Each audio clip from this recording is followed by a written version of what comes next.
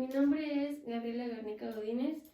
Estoy cursando la licenciatura en terapia física y esta práctica consiste en poder identificar los diferentes puntos en los que se puede escuchar los latidos del corazón, o también llamados focos de auscultación.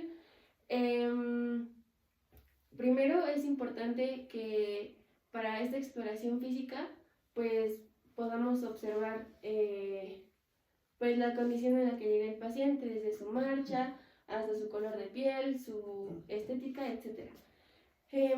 La auscultación básicamente pues hay que tener presente que pues al escuchar los latidos del corazón podemos identificar si son rítmicos o si son arrítmicos o si pues hay alguna normalidad.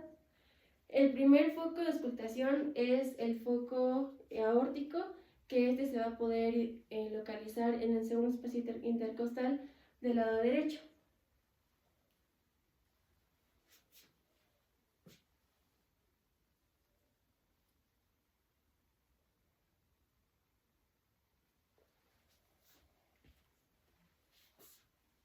El segundo foco de auscultación va a ser el foco pulmonar, y este también va a ser a nivel del segundo espacio intercostal, pero este va a ser del lado izquierdo.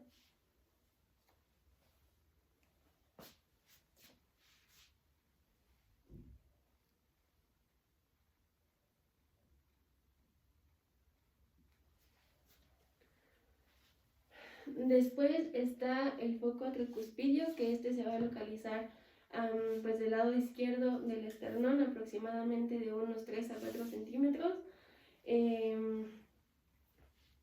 a nivel de la apófisis gifoides.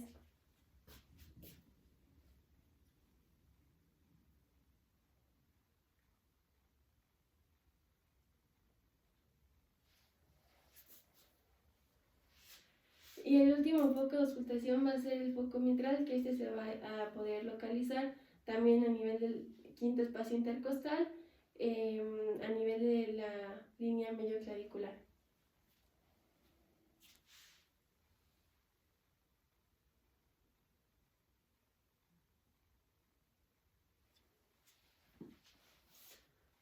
Y esto sería todo. Gracias.